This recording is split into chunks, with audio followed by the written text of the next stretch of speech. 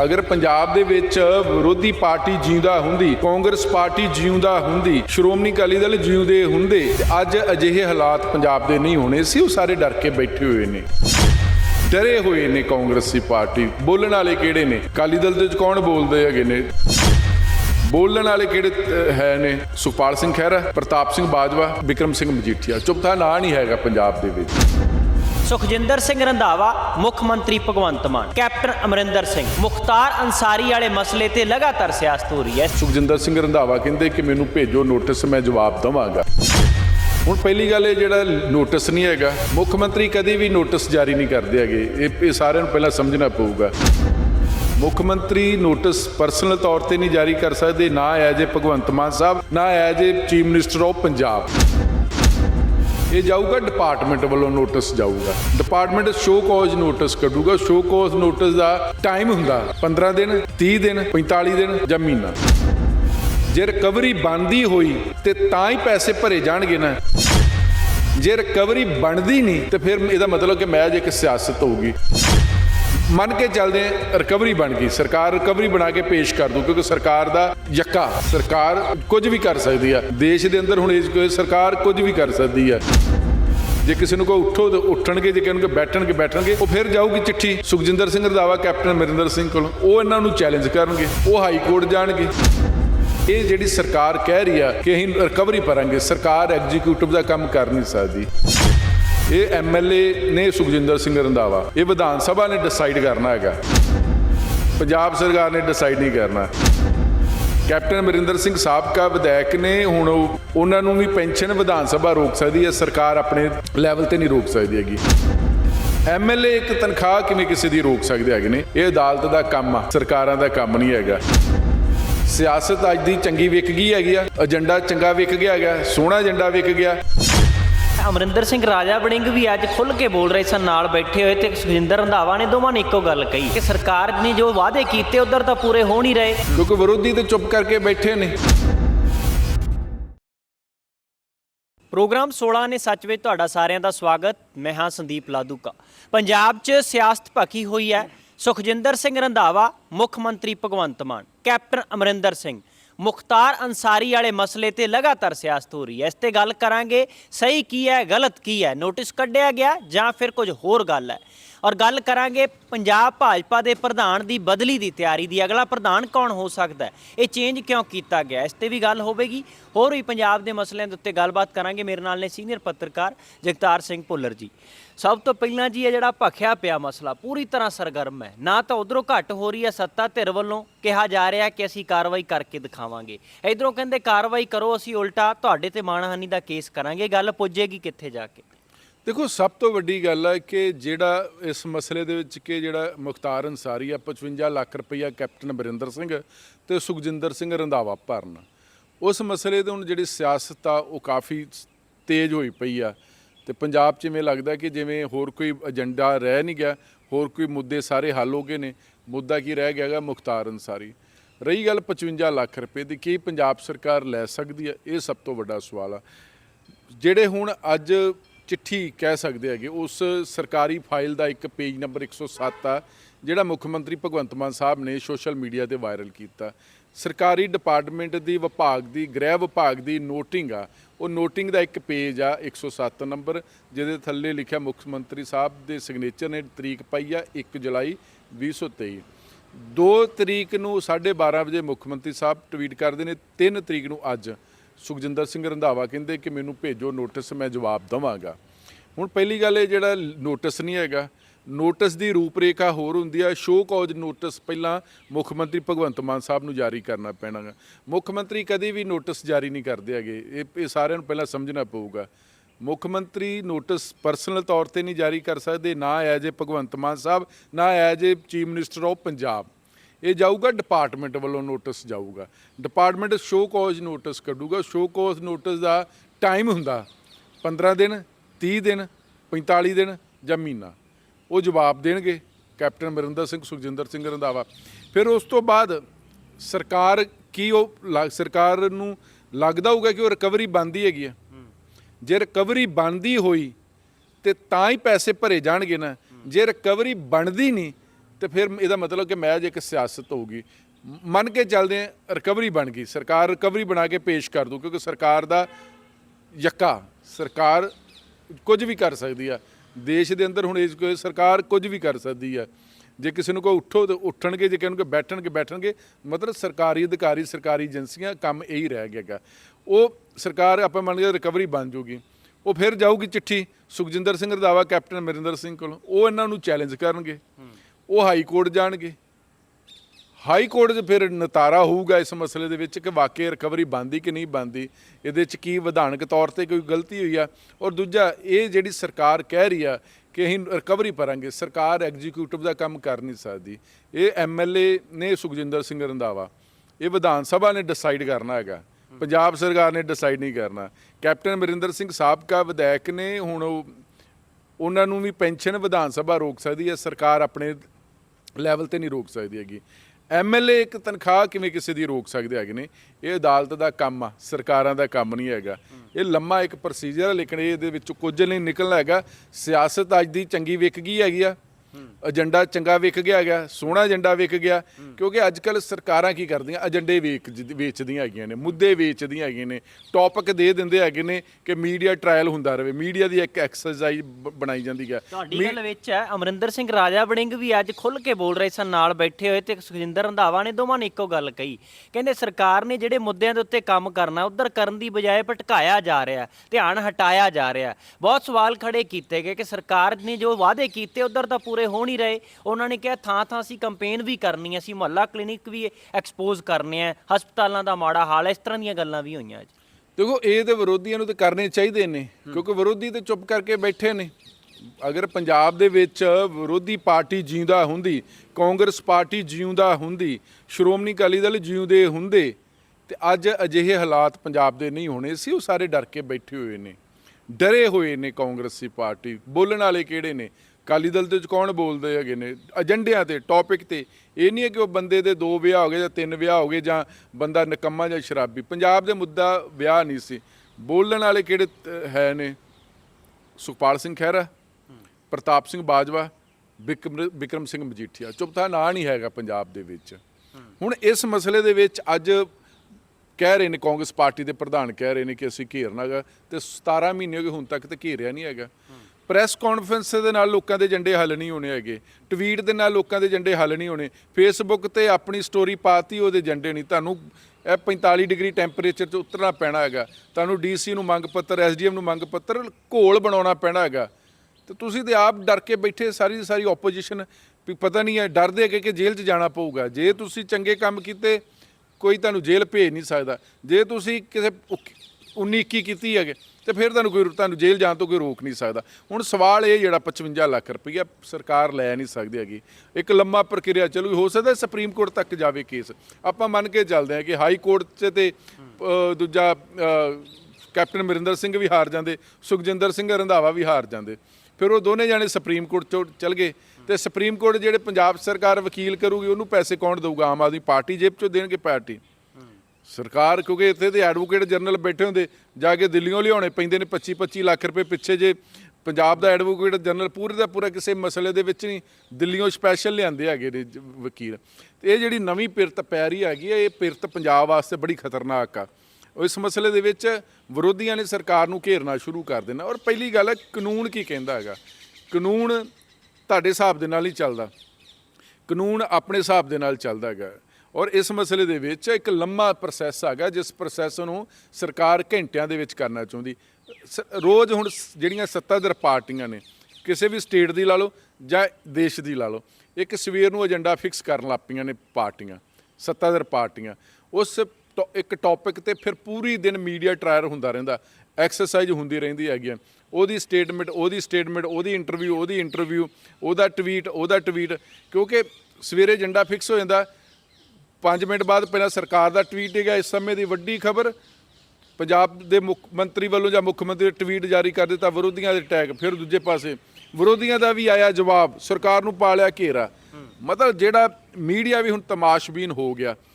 ਉਹ ਮੀਡੀਆ ਦੱਸ ਨਹੀਂ ਰਿਹਾ ਕਿ ਨੋਟਿਸ ਦੇ ਵਿੱਚ, ਸ਼ੋ ਕੋਜ਼ ਆਫ ਨੋਟਿਸ ਦੇ ਵਿੱਚ, ਜਾਂ ਇੱਕ ਸਰਕਾਰੀ ਫਾਈਲ ਪਬਲਿਕ ਤੌਰ ਤੇ ਕਿਵੇਂ ਜਨਤਕ ਕੀਤੀ ਗਈ ਆ ਉਹਦੇ ਬਾਰੇ ਕੋਈ ਜਾਣਕਾਰੀ ਨਹੀਂ ਦੇਣਾ ਚਾਹੁੰਦਾ, ਕਿਉਂਕਿ ਪੰਜਾਬ ਦੀ ਜਨਤਾ, ਪੰਜਾਬ ਦਾ ਮੀਡੀਆ ਤਮਾਸ਼ਬੀਨ ਦਾ ਪਾਰਟ ਬਣ ਗਿਆ ਹੈਗਾ। ਪੰਜਾਬ ਜਦੋਂ ਲਿਖਿਆ ਜਾਊਗਾ ਚੈਪਟਰ, ਉਦੋਂ ਪੰਜਾਬ ਦੇ ਵਿੱਚ ਮੀਡੀਆ ਦੀ ਬਹੁਤ ਵੱਡਾ ਰੋਲ ਆਊਗਾ ਕਿ ਉਸ ਸਮੇਂ ਮੀਡੀਆ ਦਾ ਕੀ ਰੋਲ ਹੈਗਾ। ਔਰ ਇਹ ਸਭ ਤੋਂ ਵੱਡੀ ਗੱਲ ਇਹ ਹੁਣ 55 ਲੱਖ ਰੁਪਏ ਵਾਲਾ ਕਿ ਇਹ ਉਦੋਂ ਜਿਹੜੇ ਪੰਜਾਬ ਦੇ ਐਡਵੋਕੇਟ ਜਨਰਲ ਸੀ ਉਹਨਾਂ ਨੇ ਸਲਾਹ ਨਹੀਂ ਸੀ ਕੀਤੀ। ਇਹ ਇੱਕ ਸਰਕਾਰ ਵੱਲੋਂ ਲਿਆ ਹੋਇਆ ਫੈਸਲਾ ਜਿਹਦੇ ਮਸਲੇ ਦੇ ਵਿੱਚ ਹੈ ਕਿ 55 ਲੱਖ ਰੁਪਏ ਦਿੱਤੇ ਕਿ ਨਹੀਂ ਦਿੱਤੇ, ਕੀ ਉਹ ਵਕੀਲ ਮੰਗ ਰਹੇ ਨੇ ਪੈਸੇ 55 ਲੱਖ ਰੁਪਏ। ਹਾਂ, ਇਸ ਮਸਲੇ ਦੀ ਜਿਹੜੀ ਜਾਂਚ ਕਰਾਉਣੀ ਬਣਦੀ ਆ ਕਿ ਵਾਕਈ ਉਹ ਕੇਸ ਇੱਥੇ ਸੱਚਾ ਹੋਇਆ ਕਿ ਝੂਠਾ ਹੋਇਆ, ਉਹ ਚਲਾਨ ਕਿਉਂ ਨਹੀਂ ਪੇਸ਼ ਕੀਤਾ ਗਿਆ। ਉਹ ਜਿੰਨੇ ਸ਼ਿਕਾਇਤ ਕੀਤੀ ਸੀ ਪੁਲਿਸ ਨੂੰ, ਜਿਹੜਾ ਮਹਾਲੀ ਦਾ ਇੱਕ ਬਿਲਡਰ ਆ, ਉਸ ਮਸਲੇ ਦੇ ਵਿੱਚ ਮੁਕੱਦਮਾ ਦਰਜ ਹੋ ਗਿਆ, ਕੋਰਟ ਦੇ ਵਿੱਚ ਕਿਉਂ ਨਹੀਂ ਸਾਨੂੰ ਚਲਾਨ ਕਿਉਂ ਨਹੀਂ ਪੇਸ਼ ਕੀਤਾ ਗਿਆ। ਉਸ ਸਮੇਂ SHO ਕਿਹੜੇ ਸੀ, DSP ਕਿਹੜੇ, SSP ਕਿਹੜੇ, DGP ਕਿਹੜੇ ਸੀ, ਇਹ ਜਾਂਚ ਦਾ ਵਿਸ਼ਾ। ਜੇਲ੍ਹ ਡਿਪਾਰਟਮੈਂਟ ਤੇ ਕੀ ਹੁੰਦਾ ਕਿ ਸਰਕਾਰ ਵੱਲੋਂ ਜਿਹੜੇ ਕੇਸ ਦੇ ਵਿੱਚ ਪੂਰੀ ਚਲਾਨ ਪੇਸ਼ ਕਰਕੇ ਕੋਰਟ 'ਚ ਪੇਸ਼ ਕੀਤੇ ਜਾਂਦੇ ਨੇ, ਕੋਰਟ ਦੇ ਜਿਹੜੀ ਕਿਸੇ ਨੂੰ ਸਜ਼ਾ ਦਿੱਤੀ ਜਾਂਦੀ ਹੈ ਉਸ ਬੰਦੇ ਨੂੰ ਜੇਲ੍ਹ ਦੇ ਵਿੱਚ ਭੇਜਿਆ ਜਾਂਦਾ ਹੈਗਾ। ਜੇਲ੍ਹ ਡਿਪਾਰਟਮੈਂਟ ਦਾ ਇੰਨੀ ਜ਼ਿੰਮੇਵਾਰੀ ਹੁੰਦੀ ਆ, ਬਾਕੀ ਸਾਰਾ ਕੰਮ ਸਰਕਾਰ ਦਾ। ਉਹ ਸਰਕਾਰ ਕੈਪਟਨ ਅਮਰਿੰਦਰ ਸਿੰਘ ਨੇ ਤਾਂ ਕੱਲ੍ਹ ਹੀ ਕਹਿ ਦਿੱਤਾ ਇਸ ਮਸਲੇ ਦੇ ਵਿੱਚ ਕਿ ਜਿਹੇ ਫੈਸਲਿਆਂ ਤੇ ਜੋ ਮਰਜ਼ੀ ਕਹੀ ਜਾਵੇ ਸਰਕਾਰ, ਪਰ ਇਹ ਹੈ ਕਿ ਸਰਕਾਰ ਨੂੰ ਸੂਟ ਕਰਦਾ ਹੈਗਾ ਇਸ ਮਸਲੇ ਦੇ ਵਿੱਚ। ਔਰ ਇਹ ਸਰਕਾਰੀ ਜਿਹੜੀ ਚਿੱਠੀ ਜਨਤਕ ਕੀਤੀ ਗਈ ਆ, ਹੁਣ ਸਰਕਾਰ ਕਹੂਗੀ ਤੇ ਅਸੀਂ ਤੇ ਅਜਿਹੀ ਸਰਕਾਰ ਹੈ ਕਿ ਆਪਣੇ ਸਾਰੇ ਡਾਕੂਮੈਂਟ ਵੀ ਜਨਤਕ ਕਰ ਸਕਦੇ ਹੈਗੇ ਨਾ, ਕਿਸੇ ਵੀ ਜਵਾਬ ਤਰਕਣਾ ਜਿੱਦਾਂ ਮਰਜ਼ੀ ਤਰੋੜ ਕੇ ਪੇਸ਼ ਕਰ ਦਿਓ। ਫਿਰ ਤੇ ਸਾਰੀਆਂ ਫਾਈਲਾਂ ਦਿਖਾ ਦੇਣੀਆਂ ਚਾਹੀਦੀਆਂ, ਲੋਕਾਂ ਨੂੰ RTI 'ਚ ਜਾਣ ਦੀ ਲੋੜ ਨਹੀਂ ਹੈਗੀ। ਲੋਕ ਤੇ ਵੀ ਫਿਰ ਜਾਣਕਾਰੀ ਸਰਕਾਰ ਦੇਵੇ ਕਿ ਜਦੋਂ ਦੀ 16 ਮਹੀਨਿਆਂ ਦੀ ਸਰਕਾਰ ਬਣੀ ਆ, ਹਿੰਦੁਸਤਾਨ 'ਚ ਕਿੰਨੇ ਸਾਰੀਆਂ ਅਖਬਾਰਾਂ ਨੂੰ, ਚੈਨਲਾਂ ਨੂੰ ਕਿੰਨੇ ਪੈਸੇ ਮਿਲੇ ਹੈਗੇ ਨੇ, ਜਾਂ ਕਿੰਨਾ ਜਹਾਜ਼ ਘੁੰਮਿਆ ਹੈਗਾ। ਫਿਰ ਤੋਂ ਉਹ ਵੀ ਲੋਕ ਏਜੰਡੇ ਨੇ। ਇਸ ਮਸਲੇ 'ਤੇ ਲੱਗਦਾ ਕਿ ਪੰਜਾਬ ਦੀ ਜਿਹੜੀ ਸਿਆਸਤ ਆ ਉਹ ਸਹੀ ਦਿਸ਼ਾ ਵਿੱਚ ਨਹੀਂ ਹੋ ਰਹੀ, ਔਰ ਸਰਕਾਰ ਨੂੰ ਚਾਹੀਦਾ ਕਿ ਤੁਹਾਡੇ 17 ਮਹੀਨੇ ਗੁਜ਼ਰ ਗਏ ਨੇ, ਪਿੱਛੇ 33 ਮਹੀਨੇ ਰਹਿ ਗਏ ਨੇ, ਤੁਸੀਂ 33 ਮਹੀਨਿਆਂ ਦੇ ਵਿੱਚ ਉਹ ਕੰਮ ਕਰਕੇ ਦਿਖਾਓ ਜਿਹੜੇ ਪਿਛਲੇ ਤੁਸੀਂ ਕਹਿੰਦੇ ਨਾ 75 ਸਾਲਾਂ 'ਚ ਨਹੀਂ ਹੋਏ। ਹਜੇ ਤੱਕ ਅਜਿਹਾ ਕੋਈ ਕੰਮ ਨਹੀਂ ਹੋਇਆ ਜਿਹੜਾ ਤੁਸੀਂ ਇਹ ਕਹੋਗੇ ਕਿ 75 ਸਾਲਾਂ ਦੇ ਵਿੱਚ ਪਹਿਲੀ ਵਾਰ ਕੰਮ ਹੋਇਆ। ਜੇ ਤੁਸੀਂ ਕਹੋਗੇ ਕਿ 90% ਲੋਕਾਂ ਨੂੰ ਬਿਜਲੀ ਮੁਫਤ ਮਿਲ ਗਈ, ਇਹ ਕੋਈ ਡਿਵੈਲਪਮੈਂਟ ਨਹੀਂ ਹੈਗੀ। ਇਹ ਇੱਕ ਪੰਜਾਬ ਦੀਆਂ ਪਹਿਲੀਆਂ ਜਿਹੜੀਆਂ ਸਰਕਾਰਾਂ ਲੋਕਾਂ ਨੂੰ ਦਿੰਦੀਆਂ ਸੀ ਫਰੀ ਵਾਲੀਆਂ ਸਹੂਲਤਾਂ, ਉਹਦੇ 'ਚ ਵਾਧਾ ਕੀਤਾ। ਮਤਲਬ ਜੇ ਅੱਗੇ 100 ਸਹੂਲਤਾਂ ਸੀ 102 ਹੋ ਗਈਆਂ। ਇਹ ਡਿਵੈਲਪਮੈਂਟ ਨਹੀਂ ਹੈਗਾ। ਡਿਵੈਲਪਮੈਂਟ ਕਰਕੇ ਦਿਖਾਓ ਕਿ ਹਾਂ 17 ਮਹੀਨਿਆਂ ਦੇ ਵਿੱਚ ਕੋਈ ਅਜਿਹਾ ਕੰਮ ਕੀਤਾ ਹੋਵੇ ਕਿ ਤੁਸੀਂ ਕਹੋਗੇ ਮਹੱਲਾ ਕਲੀਨਿਕ, ਨਾਮ ਬਦਲਿਆ, ਲੋਕਾਂ ਨੂੰ ਪਹਿਲਾਂ ਵੀ ਡਿਸਪੈਂਸਰੀਆਂ 'ਚ ਹਸਪੀਟਲਾਂ 'ਚ ਦਵਾਈਆਂ ਮਿਲਦੀਆਂ ਹੈਗੀਆਂ ਸੀ। ਜੇ ਤੁਸੀਂ ਕਹੋਗੇ ਅਸੀਂ ਸਕੂਲ ਆਫ ਐਮੀਨੈਂਸ ਖੋਲ੍ਹੇ ਗਏ, ਲੋਕੀ ਪਹਿਲਾਂ ਵੀ ਸਰਕਾਰੀ ਸਕੂਲਾਂ 'ਚ ਪੜ੍ਹ ਕੇ ਅਫਸਰ ਲੱਗੇ ਹੈਗੇ ਨੇ। ਠੀਕ ਹੈ, ਕਈਆਂ ਸਕੂਲਾਂ 'ਚ ਮਾੜੇ ਅਫਸਰ ਹੁੰਦੇ, ਕਈਆਂ ਟੀਚਰ, ਕਈਆਂ ਚੰਗੇ, ਲੇਕਿਨ ਜਿੰਨਾ ਵੀ ਪੰਜਾਬ ਦੇ ਲੋਕ ਬਹੁਤੇ ਸਰਕਾਰੀ ਸਕੂਲਾਂ 'ਚ ਪੜ੍ਹੇ ਹੈਗੇ। ਕੌਨਵੈਂਟ ਸਕੂਲਾਂ ਵਾਲੇ ਪੜ੍ਹਨ ਵਾਲੇ ਹੋਰ ਬੱਚੇ ਨੇ।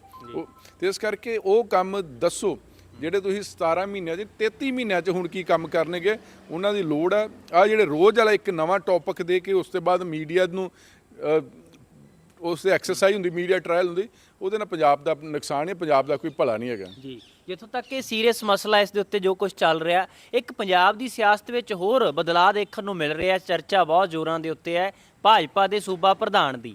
ਅਸ਼ਵਨੀ ਸ਼ਰਮਾ ਨੂੰ ਕਹਿੰਦੇ ਹਟਾ ਕੇ ਕਿਸੇ ਹੋਰ ਨੂੰ ਚਿਹਰੇ ਨੂੰ ਅਜਮਾਉਣਾ ਹੈ ਔਰ ਉਸ ਨੂੰ ਅੱਗੇ ਲਾਉਣਾ ਹੈ ਤਾਂ ਕਿ ਉਸ ਦੀ ਅਗਵਾਈ ਵਿੱਚ ਭਾਜਪਾ ਪੰਜਾਬ ਦੇ ਅੰਦਰ ਮਜ਼ਬੂਤ ਹੋਣੀ ਚਾਹੀਦੀ ਹੈ। 2024 ਨੂੰ ਲੈ ਕੇ ਤਿਆਰੀਆਂ ਬੜੀਆਂ ਜ਼ੋਰਾਂ ਤੇ ਨੇ। ਇਸ ਦੇ ਨਾਲ ਕੀ ਭਾਜਪਾ ਜਿਹੜਾ ਐਕਸਪੈਰੀਮੈਂਟ ਕਰਨ ਜਾ ਰਹੀ ਹੈ ਕਾਮਯਾਬ ਹੋਵੇਗੀ ਤੇ ਅਗਲੇ ਪ੍ਰਧਾਨ ਬਣਨ ਦੀ ਕਿਸ ਦੀ ਸੰਭਾਵਨਾ ਹੈ? ਦੇਖੋ, ਸਭ ਤੋਂ ਵੱਡੀ ਗੱਲ ਹੈ ਕਿ ਸਿਰਫ ਪੰਜਾਬ ਦਾ ਨਹੀਂ ਪ੍ਰਧਾਨ ਬਦਲਿਆ ਜਾ ਰਿਹਾ, ਬਾਕੀ ਸੂਬਿਆਂ ਦੇ ਵੀ ਪ੍ਰਧਾਨ ਬਦਲੇ ਜਾ ਰਹੇ, ਕਿਉਂਕਿ ਰੌਲਾ 2024 ਦਾ। ਕਿਉਂਕਿ ਇਸ ਸਮੇਂ ਜਿਹੜੀ BJP ਪਾਰਟੀ, ਉਹਨੂੰ ਲੱਗਦਾ ਹੈ ਕਿ ਸਾਡਾ ਸੱਤਾ ਦੇ ਵਿੱਚ ਆਉਣਾ ਬੜਾ ਜ਼ਰੂਰੀ ਹੈ ਤੀਜੀ ਵਾਰ। ਅਜਿਹੇ ਹੋਰ ਦੇਖ ਰਹੇ ਕਿ ਜਿੱਥੇ ਕਿਹੜੇ ਕਮਜ਼ੋਰ ਹੈ ਜਾਂ ਜਿਨ੍ਹਾਂ ਦੀ ਟੈਨਿਓਰ ਪੂਰੀ ਹੋ ਗਈ ਆ। ਅਸ਼ਵਨੀ ਸ਼ਰਮਾ ਜੋ ਮੌਜੂਦਾ ਪ੍ਰਧਾਨ ਸੀ, ਉਹਨਾਂ ਦੀ ਟੈਨਿਓਰ ਪਹਿਲਾਂ ਹੀ ਖਤਮ ਹੋ ਗਈ ਸੀ, ਉਹਨਾਂ ਨੂੰ ਐਕਸਟੈਂਸ਼ਨ ਦਿੱਤੀ ਗਈ ਸੀ। ਇਸ ਕਰਕੇ ਹੁਣ ਨਵਾਂ ਪ੍ਰਧਾਨ ਪੰਜਾਬ ਦੇ ਨਾਲ ਬਾਕੀ ਸੂਬਿਆਂ ਦੇ ਵੀ ਬਦਲੇ, ਕਿਉਂਕਿ BJP ਜਿਵੇਂ ਪਹਿਲਾਂ 19 'ਚ ਜਿੱਤੀ ਆ, ਉਹ ਹਾਲਾਤ ਨਹੀਂ ਹੈ BJP ਦੀ ਕਿ 303 ਲੈ ਜਾਣਗੇ। ਇਸ ਕਰਕੇ ਤੇ ਜੋੜ ਤੋੜ ਸ਼ੁਰੂ ਕਰ ਦਿੱਤਾ ਹੈਗਾ। NCP ਵਾਲੇ ਨੂੰ, ਉਹ ਜਿਹੜੇ ਸ਼ਰਦ ਪਵਾਰ ਦੇ ਭਤੀਜੇ ਜੀਤ ਪਵਾਰ ਨੂੰ ਤੁਸੀਂ ਡਿਪਟੀ CM ਬਣਾ ਦਿੱਤਾ ਹੈਗਾ। ਤੁਹਾਡੀ ਮਜਬੂਰੀਆਂ ਦਿਖ ਰਹੀਆਂ ਹੈਗੀਆਂ, ਤੁਹਾਡੀਆਂ ਮਜਬੂਰੀਆਂ ਅਕਾਲੀ ਦਲ ਵਾਲ ਵੀ ਦਿਖ ਰਹੀਆਂ ਹੈਗਾ ਕਿ ਜੋ ਰਾਜਨਾਥ ਸਿੰਘ ਆ ਕੇ ਕਹਿ ਰਹੇ ਹੈਗੇ ਨੇ ਕਿ ਸਾਡੇ ਗੱਠਜੋੜ ਟੁੱਟ ਜਾਂਦੇ ਲੇਕਿਨ ਰਿਸ਼ਤੇ ਨਹੀਂ ਟੁੱਟਦੇ, ਕਿ ਤੁਹਾਡੀਆਂ ਮਜਬੂਰੀਆਂ ਇਸ ਲੈਵਲ ਤੇ ਆ ਗਏ, ਤੁਸੀਂ ਸਮਝੌਤਿਆਂ ਤੇ ਉੱਤਰ ਆਏ। ਇਸ ਕਰਕੇ ਉਹ ਸਾਰੇ ਜਗ੍ਹਾ ਦੇ ਵਿੱਚ ਆਪਣੇ ਪਾਰਟੀ ਪ੍ਰਧਾਨ ਬਦਲੇ। ਹੁਣ ਪੰਜਾਬ ਦੀ ਅਗਰ ਗੱਲ ਕੀਤੀ ਜਾਵੇ, ਪੰਜਾਬ ਦੇ ਵਿੱਚ ਜਿਹੜੀ ਚਰਚਾ ਚੱਲ ਰਹੀ ਹੈ ਕਿ ਅਸ਼ਵਨੀ ਸ਼ਰਮਾ ਤੋਂ ਬਾਅਦ ਕਿਹੜੇ ਪ੍ਰਧਾਨ ਹੋਗੇ, ਉਹ ਅਗਰ ਦੋ ਮੋٹے ਨਾਮ ਨੇ ਜਿਨ੍ਹਾਂ ਦਾ ਚੱਲ ਰਿਹਾ, ਇੱਕ ਤਾਂ ਸੁਨੀਲ ਜਾਖੜ ਸਾਹਿਬ ਦਾ, ਇੱਕ ਚੱਲ ਰਿਹਾ ਵਾ ਸਰਜੀਤ ਕੁਮਾਰ ਜਿਆਣੀ ਦਾ। ਦੋਨੇ ਇੱਕ ਸੇਮ ਜ਼ਿਲ੍ਹੇ ਦੇ ਔਰ ਦੋਨੇ ਚੌਧਰੀ ਨੇ। ਔਰ ਜਾਖੜ ਸਾਹਿਬ ਦੀ ਖਾਸੀਅਤ ਹੈ ਕਿ ਇਹ ਹਿੰਦੂ ਵੀ ਨੇ ਤੇ ਸਿੱਖ ਵੀ ਨੇ। ਮਤਲਬ ਇਹ ਨਹੀਂ ਹੈ ਕਿ ਬੀਜੇਪੀ ਇੱਕ ਹਿੰਦੂ ਨੂੰ ਲਾ ਰਹੀ, ਇਹ ਉਹ ਆ ਕਿ ਇਹ ਸਾਰਿਆਂ ਨੂੰ ਪ੍ਰਵਾਨਿਤ ਨੇ ਜਾਖੜ ਸਾਹਿਬ, ਚਾਹੇ ਕੋਈ ਹਿੰਦੂ ਆ, ਚਾਹੇ ਕੋਈ ਮੁਸਲਮਾਨ ਆ, ਚਾਹੇ ਕੋਈ ਈਸਾਈ ਆ, ਚਾਹੇ ਉਹ ਸਿੱਖ ਆ। ਇਹ ਅਜਿਹੇ ਇੱਕ ਕਾਂਗਰਸ ਦੇ ਲੀਡਰ ਸੀ ਜਿਹੜੇ ਆਪਣੇ ਉਹ ਲੀਡਰ ਨੂੰ ਸੰਭਾਲ ਨਹੀਂ ਪਾਏ ਹੈਗੇ। ਬੀਜੇਪੀ ਵਾਲਿਆਂ ਨੇ ਸੰਭਾਲ ਲਿਆ, ਲੇਕਿਨ ਬੀਜੇਪੀ ਕਿਉਂਕਿ ਆਪ ਤੇ ਫੈਸਲੇ ਲੈਂਦੀ ਨਹੀਂ ਆ, ਬੀਜੇਪੀ ਦੇ ਫੈਸਲੇ ਕੌਣ ਲੈਂਦੀ ਆ? ਆਰਐਸਐਸ। ਤੇ ਆਰਐਸਐਸ ਦੀ ਇੱਕ ਬੜੀ ਖਾਸੀਅਤ, ਉਹ ਕੋਈ ਆਪਣੇ ਬੰਦੇ ਨੂੰ ਪਹਿਲ ਦਿੰਦੇ, ਉਹਨਾਂ ਆਪਣੇ ਬੰਦੇ ਦੀ ਪ੍ਰਾਇੋਰਟੀ ਹੁੰਦੀ ਆ। ਇਸ ਕਰਕੇ ਉਸ ਮਸਲਾ ਦਾ ਕਿ ਸਰਜੀਤ ਕੁਮਾਰ ਜਿਆਣੀ ਹੋ ਸਕਦੇ ਜਾਂ ਕੋਈ ਹੋਰ ਹੋ ਸਕਦੇ, ਕਿਉਂਕਿ ਬੀਜੇਪੀ ਕੋਲ ਪੰਜਾਬ ਦੇ ਵਿੱਚ ਐਡੇ ਵੱਡੇ ਚਿਹਰੇ ਨਹੀਂ ਹੈ। ਜਿਸ ਤਰ੍ਹਾਂ ਦੇ ਚਿਹਰੇ ਸ਼੍ਰੋਮਣੀ ਅਕਾਲੀ ਦਲ ਕੋਲ, ਜਿਸ ਤਰ੍ਹਾਂ ਦੇ ਚਿਹਰੇ ਕਾਂਗਰਸ ਪਾਰਟੀ ਕੋਲ ਹੈ ਨਹੀਂ ਆ। ਅਸ਼ਵਨੀ ਸ਼ਰਮਾ ਜ਼ਰੂਰ 2 ਵਾਰ ਪ੍ਰਧਾਨ ਬਣ ਗਏ ਨੇ, 2 ਵਾਰ ਐਮਐਲਏ ਬਣ ਗਏ ਨੇ, ਲੇਕਿਨ ਪ੍ਰੋਬਲਮ ਇਹ ਕਿ ਉਹ ਉੱਥੋਂ ਪਠਾਨਕੋਟ ਤੋਂ ਲੈ ਕੇ ਜਲੰਧਰ, ਮਾਲਵਾ ਉਹਨਾਂ ਨੇ ਕਦੀ ਟੱਚ ਨਹੀਂ ਕੀਤਾ ਹੈਗਾ। ਤੇ ਅਜਿਹਾ ਇੱਕ ਪ੍ਰਵਾਨਿਤ ਬੀਜੇਪੀ ਚਾਹੁੰਦੀ ਹੈ ਚਿਹਰਾ ਕਿ ਜਿਹੜਾ ਲੱਗੇ ਕਿ ਹਾਂ ਕਿ ਪੰਜਾਬ ਦਾ ਇਹ ਸਾਡੀ ਵਾਗਡੋਰ ਸੰਭਾਲ ਸਕਦੇ ਨੇ। ਤੇ ਇਹ ਦੋ ਨਾਮ ਨੇ ਮੋٹے, ਜਾਖੜ ਸਾਹਿਬ ਵੀ ਤੇ ਜਿਆਣੀ ਸਾਹਿਬ ਵੀ। ਹੁਣ ਜਾਖੜ ਸਾਹਿਬ ਦੇ ਅਗਰ ਤੇ ਬੀਜੇਪੀ ਦੀ ਚੱਲੀ, ਅਮਿਤ ਸ਼ਾਹ ਸਾਹਿਬ ਦੀ ਚੱਲੀ, ਜੇਪੀ ਨੱਡਾ ਸਾਹਿਬ ਦੀ ਚੱਲੀ ਜਾਂ ਮੋਦੀ ਸਾਹਿਬ ਦੀ ਚੱਲੀ, ਤੇ ਮਸਲਾ ਇਹ ਹੈ ਕਿ ਜਾਖੜ ਸਾਹਿਬ ਦਾ ਭਾਰੀ ਆ। ਤੇ ਜੇ ਚੱਲੀ ਆਰਐਸਐਸ ਦੀ, ਫਿਰ ਹੋ ਸਕਦਾ ਸਰਜੀਤ ਕੁਮਾਰ ਜਿਆਣੀ ਹੋਵੇ। ਹਾਲਾਂਕਿ ਇੱਕ ਨਾਮ ਹੋਰ ਵੀ ਚੱਲ ਰਿਹਾ ਹੈਗਾ, ਹਰਜੀਤ ਸਿੰਘ ਗਰੇਵਾਲ, ਪਰ ਗਰੇਵਾਲ ਸਾਰਿਆਂ ਨੂੰ ਪ੍ਰਵਾਨਿਤ ਹੈ ਕਿ ਨਹੀਂ ਹੈ? ਇੱਕ ਤੇ ਅਗਰ ਵਿਜ਼ਨਰੀ ਤੌਰ ਤੇ, ਫਾਈਟਰ ਦੇ ਤੌਰ ਤੇ ਦੇਖਣਾ ਹੋਵੇ, ਸਮਝ ਦੇ ਤੌਰ ਤੇ ਦੇਖਣਾ ਹੋਵੇ, ਫੇਸ ਦੇ ਤੌਰ ਤੇ ਦੇਖਣਾ ਹੋਵੇ, ਉਹ ਤੇ ਦੋ ਨਾਮ ਹੈ, ਸੁਨੀਲ ਜਾਖੜ ਔਰ ਸਰਜੀਤ ਕੁਮਾਰ ਜਿਆਣੀ, ਜਿਨ੍ਹਾਂ ਦੇ ਵਿੱਚ ਕਿਸਾਨੀ ਵੀ ਝਲਕਦੀ ਆ, ਮਜ਼ਦੂਰ ਵੀ ਝਲਕਦੀ ਹੈ, ਸ਼ਹਿਰੀ ਪੁਣਾ ਵੀ ਝਲਕਦਾ ਗਾ, ਪੇਂਡੂ ਪੁਣਾ ਵੀ ਝਲਕਦਾ ਗਾ। ਔਰ ਮੈਨੂੰ ਲੱਗਦਾ ਕਿ ਇਹਨਾਂ ਸਾਰਿਆਂ ਨਾਲੋਂ ਅਗਰ ਕਾਬਲ ਅਗਰ ਬੀਜੇਪੀ ਦੇ ਕਰੇ ਤਾਂ ਉਹ ਸੁਨੀਲ ਜਾਖੜ ਸਾਹਿਬ ਆ। ਪਰ ਉਹ ਸਵਾਲ ਹੈ ਕਿ ਉਹ ਆਰਐਸਐਸ ਹੋਊਗੀ ਕਿ ਬੰਦੇ ਨੂੰ ਅਸੀਂ ਜਿਹੜੇ ਦੂਜੀ ਪਾਰਟੀਆਂ 'ਚੋਂ ਆਉਂਦਾ ਉਹਨੂੰ ਅਸੀਂ ਟਿਕਟ ਤੇ ਦੇ ਸਕਦੇ ਹੈਗੇ, ਲੇਕਿਨ ਐਡੀ ਵੱਡੀ ਜੁਮੇ ਪਾਰਟੀ ਪ੍ਰਧਾਨ, ਉਹ ਇੱਕ ਸਭ ਤੋਂ ਵੱਡੀ ਗੱਲ ਹੈ। ਹਾਲਾਂਕਿ 10 ਦਿਨ ਪਹਿਲਾਂ ਇਹ ਨਾਮ ਤੇ ਚਰਚਾ ਹੋਣੀ ਸ਼ੁਰੂ ਹੋ ਚੁੱਕੀ ਸੀ ਜਾਖੜ ਸਾਹਿਬ ਦੀ, ਲੇਕਿਨ ਉਹ ਪਤਾ ਨਹੀਂ ਕਿਉਂ ਕਿ ਆਰਐਸਐਸ ਦੇ ਪੇਚਾ ਪਾ ਲਿਆ ਹੋਊਗਾ ਕਿ ਜੇ ਅਸੀਂ ਬਾਹਰਲੇ ਬੰਦਿਆਂ ਨੂੰ ਆਉਂਦਿਆਂ ਹੀ ਪਾਰਟੀ ਪ੍ਰਧਾਨ ਲਾਉਣਾ ਸ਼ੁਰੂ ਕਰਤਾ ਕਿ ਸਾਡਾ ਕਿਤੇ ਕਾਡਰ ਨਾ ਖਰਾਬ ਹੋ ਜਾਏ। ਉਹ ਪਹਿਲੀ ਗੱਲ ਕਿ ਬੀਜੇਪੀ ਦਾ ਪੰਜਾਬ 'ਚ ਕਿੰਨਾ ਕੀ ਕਾਡਰ ਹੈਗਾ, ਕਾਲੀਆਂ ਕਰਕੇ ਇਹਨਾਂ ਨੂੰ ਵੋਟ ਮਿਲਦੀ ਰਹੀ ਹੈਗੀ, ਦੇਖ ਲਿਆ, ਕਾਲੀਆਂ ਨੂੰ ਅੱਡ ਹੋ ਕੇ ਵੀ ਦੇਖ ਲਿਆ, ਉਹਨਾਂ ਨੇ ਵੀ ਇੱਕ ਦੂਜੇ ਨੂੰ ਅੱਡ ਹੋ ਕੇ ਦੇਖ ਲਿਆ। ਹੁਣ ਤੇ ਹੈ ਕਿ ਜਾਖੜ ਸਾਹਿਬ, ਔਰ ਸਭ ਤੋਂ ਜੇ ਜਾਖੜ ਸਾਹਿਬ ਪਾਰਟੀ ਦੇ ਪ੍ਰਧਾਨ ਬਣ ਜਾਏ, ਬੀਜੇਪੀ ਨੂੰ ਫਾਇਦਾ ਹੋਊਗਾ, ਨੁਕਸਾਨ ਤੇ ਹੋਊਗਾ ਨਹੀਂ। ਇੱਕ ਨਵਾਂ ਕਾਡਰ, ਇੱਕ ਨਵੀਂ ਰੂਪ ਜਿਹਦੇ 'ਚ ਪੰਜਾਬੀਅਤ ਝਲਕਦੀ ਆ। ਬਦਕਿਸਮਤੀ ਨਾਲ ਬੀਜੇਪੀ ਦੇ ਜਿੰਨੇ ਵੀ ਪ੍ਰਧਾਨ ਬਣਦੇ ਰਹੇ ਉਹਨਾਂ 'ਚ ਪੰਜਾਬੀਅਤ ਨਹੀਂ ਝਲਕਦੀ ਰਹੀ, ਪੰਜਾਬੀ ਪੁਣਾ ਨਹੀਂ ਝਲਕਦਾ ਰਿਹਾ ਹੈਗਾ। ਇੱਕ ਤੇ ਭਾਸ਼ਾ ਪੱਖੋਂ ਇੰਨੇ ਸੀ, ਉਹ ਐਵੇਂ ਪੰਜਾਬੀ ਬੋਲਦੇ ਲੱਗਦੇ ਨਹੀਂ ਸੀ। ਤੇ ਇਸ ਕਰਕੇ ਇਹ ਸਾਰੀਆਂ ਚੀਜ਼ਾਂ ਜੇ ਦਿਲ ਜਿੱਤਣਾ ਹੋਊਗਾ ਤੇ ਮੈਨੂੰ ਲੱਗਦਾ ਕਿ ਬੀਜੇਪੀ ਕੋਲੋਂ ਇਹ ਸਭ ਤੋਂ ਵੱਡਾ ਚਿਹਰਾ ਇਹੀ ਹੈ ਇਸ ਟਾਈਮ ਦਾ, ਸੁਨੀਲ ਜਾਖੜ। ਔਰ ਸੁਨੀਲ ਜਾਖੜ ਦੇ ਨਾਲ ਸਭ ਤੋਂ ਵੱਡਾ ਕਿ ਕਾਂਗਰਸ ਪਾਰਟੀ ਤੋਂ ਜਿਹੜੇ ਲੀਡਰ ਆਏ ਨੇ ਉਹ ਵੀ ਉਹ ਸੇਮ ਧੜਾ, ਚਾਹੇ ਉਹਦੇ 'ਚ ਕੈਪਟਨ ਅਮਰਿੰਦਰ ਸਿੰਘ ਆ, ਚਾਹੇ ਗੁਰਪ੍ਰੀਤ ਸਿੰਘ ਕਾਂਗੜ ਆ, ਸੁੰਦਰ ਸ਼ਾਮ ਅਰੋੜਾ ਵਾ, ਬਲਬੀਰ ਸਿੰਘ ਸਿੱਧੂ ਆ, ਜਾਂ ਕੇਵਲ ਢਿੱਲੋਂ ਆ, ਰਾਣਾ ਸੋਢੀ ਆ, ਜਾਂ ਜਿੰਨੇ ਵੀ ਹੈਗੇ, ਉਹ ਧੜਾ ਵਾ ਜਿਹੜਾ ਪਹਿਲਾਂ ਹੀ ਇਹਨਾਂ ਦੇ ਕਾਫੀ ਕਰੀਬੀ ਗਾ। ਤੇ ਇਸ ਮਸਲੇ 'ਤੇ ਵੇਖੋ ਹੁਣ ਬੀਜੇਪੀ ਕੀ ਡਿਸਾਈਡ ਕਰਦੀ। ਮਸਲਾ ਤੇ 24 ਦਾ, ਤੇ 24 'ਚ ਹੋਇਆ ਕਿ ਉਹ ਕਹਿ ਰਹੇ ਕਿ ਹੁਣ ਜਿਹੜੀ ਰੈਲੀ ਹੋਣੀ ਅਮਿਤ ਸ਼ਾਹ, ਉਸ ਰੈਲੀ ਦੇ ਵੀ ਸਭ ਕੁਝ ਜੋੜ ਤੋੜ ਹੋ ਗਏ ਨੇ। ਹੁਣ ਦੇਖਦੇ ਹਾਂ ਕਿ 13 ਬੰਦੇ ਵੀ ਚਾਹੀਦੇ ਨੇ ਜੇ ਬੀਜੇਪੀ ਨੇ ਅੱਡ ਲੜਨੀ ਆ, ਤੇ 13 'ਚੋਂ ਇੱਕ ਤੇ ਪ੍ਰਧਾਨ ਤੇ ਹੈ ਹੀ ਆ, ਜਾਖੜ ਸਾਹਿਬ ਜਾਂ ਗੁਰਦਾਸਪੁਰ ਲੜਨਗੇ ਜਾਂ ਫਿਰੋਜ਼ਪੁਰ ਲੜਨਗੇ। ਪਰ ਇਹ ਲੜਨ ਵਾਲੇ ਤੋਂ ਹੁਣ ਇੰਪੋਰਟੈਂਟ ਹੈ ਲੜਾਉਣ ਵਾਲਾ ਤੇ ਜਿਤਾਉਣ ਵਾਲਾ।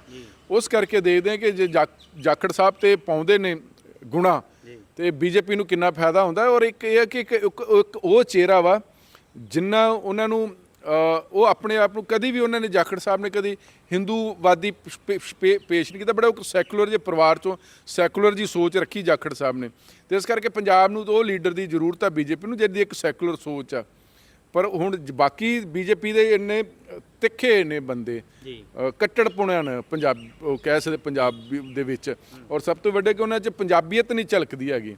ਤੇ ਬੀਜੇਪੀ ਨੇ ਜੇ ਪੰਜਾਬ ਦੇ ਲੋਕਾਂ ਦਾ ਦਿਲ ਜਿੱਤਣਾ ਹੈਗਾ ਤੇ ਪੰਜਾਬ ਵਾਸਤੇ ਕਰਨਾ ਬਹੁਤ ਕੁਝ ਦੇਣਾ ਪੈਣਾ ਹੈਗਾ, ਕਰਕੇ ਦਿਖਾਉਣਾ ਪੈਣਾ। ਤੇ ਪੰਜਾਬੀ ਲੀਡਰ ਚਾਹੀਦੇ ਹੈਗੇ ਨੇ ਕਿ ਹਾਂ ਲੱਗਦਾ ਕਿ ਉਹ ਪੰਜਾਬ ਦਾ ਫੇਸ ਆ। ਇਹ ਜੋ ਮੰਨ ਲਓ ਬੀਜੇਪੀ ਦੇ ਜਾ ਕੇ ਦੂਜੇ ਕਿਸੇ ਸੂਬੇ 'ਚ ਮੀਟਿੰਗ ਹੁੰਦੀ ਆ, ਉੱਥੇ ਪਤਾ ਨਹੀਂ ਲੱਗਦਾ ਕਿ ਪੰਜਾਬ 'ਚੋਂ ਕਿਹੜਾ ਬੰਦਾ ਆ।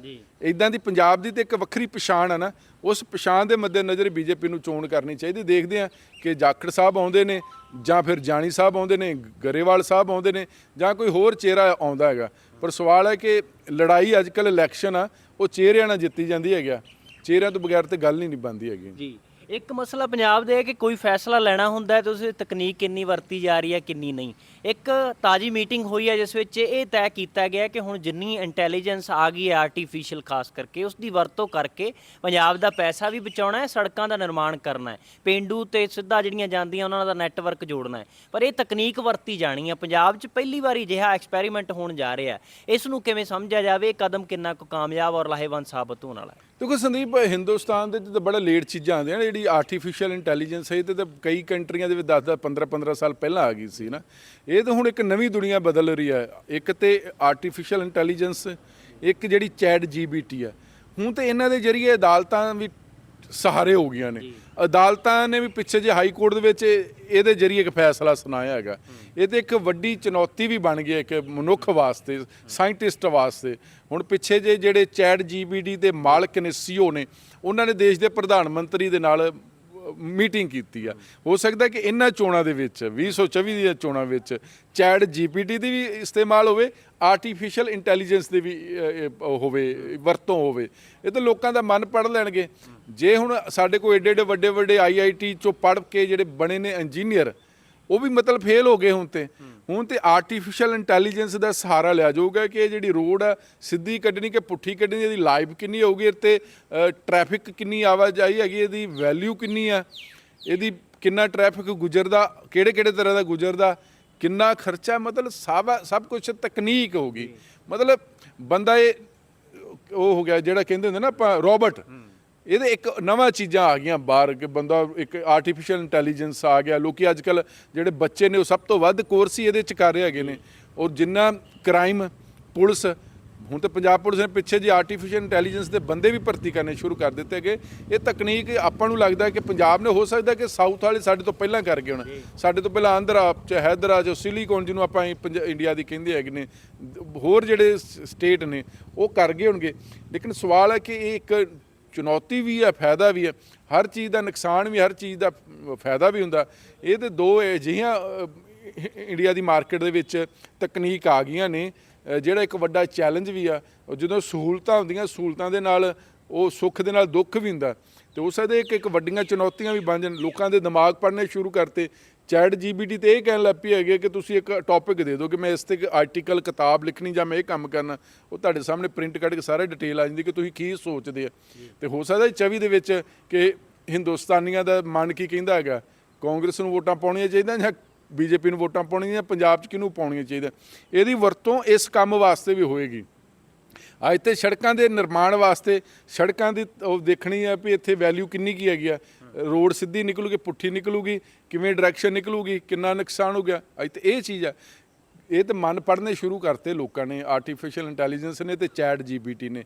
ਤੇ ਉਹ ਮੈਨੂੰ ਲੱਗਦਾ ਕਿ ਇੱਕ ਵੱਡੀ ਚੁਣੌਤੀ ਹੋਊਗੀ ਕਿ ਇਸੇ ਕਰਕੇ ਜਿਹੜੀਆਂ ਮੀਟਿੰਗਾਂ ਹੋ ਰਹੀਆਂ, ਨਵੀਂ ਦੁਨੀਆ ਇਹਦੇ ਨਾਲ ਹੋਊਗੀ। ਇਸ ਦੋਨੇ ਦਾ, ਆਰਟੀਫੀਸ਼ੀਅਲ ਇੰਟੈਲੀਜੈਂਸ ਨਾਲ ਚੈਟ ਜੀਪੀਟੀ ਨੇ, ਇੱਕ ਨਵੀਂ ਦੁਨੀਆ ਦੀ ਸ਼ੁਰੂਆਤ ਹੋਏਗੀ। ਤੇ ਮੈਨੂੰ ਲੱਗਦਾ ਕਿ ਹੁਣ ਕੰਮ ਹੀ ਇਹਦੇ ਨਾਲ ਹੋਣੇ ਸ਼ੁਰੂ ਹੋ ਜਾਣਗੇ। ਜੇ ਅਸੀਂ ਸੜਕਾਂ ਬਣਾਉਣੀਆਂ ਸ਼ੁਰੂ ਕਰਦੇ ਹਾਂ ਤਾਂ ਡਿਜ਼ਾਈਨ, ਕੱਲ੍ਹ ਨੂੰ ਡਿਜ਼ਾਈਨ ਕਰਨਾ ਹੋਵੇ ਕਿ ਅਸੀਂ ਇੱਦਾਂ ਦੀ ਇੱਕ ਬਿਲਡਿੰਗ ਬਣਾਉਣੀ ਹੈਗੀ, ਉਹ ਡਿਜ਼ਾਈਨ ਕਰਕੇ ਦੇ ਦੇਗੀ। ਚੈਟ ਜੀਪੀਟੀ ਕਰ ਦੇਗੀ ਕਿ ਅੱਛਾ ਉਹ ਇਹ ਵਾ, ਉਹ ਬੰਦੇ ਬਾਰੇ ਜਾਣਕਾਰੀ ਲਾਉਣੀ ਹੈ, ਤੁਸੀਂ ਡੇਟ ਆਫ ਬਰਥ ਭਰਨਾ ਹੈਗਾ, ਉਹਦਾ ਬਲੱਡ ਗਰੁੱਪ ਭਰਨਾ ਹੈਗਾ, ਤੁਹਾਡੇ ਸਾਰੇ ਰਿਜ਼ਲਟ ਆ ਜਾਣਗੇ।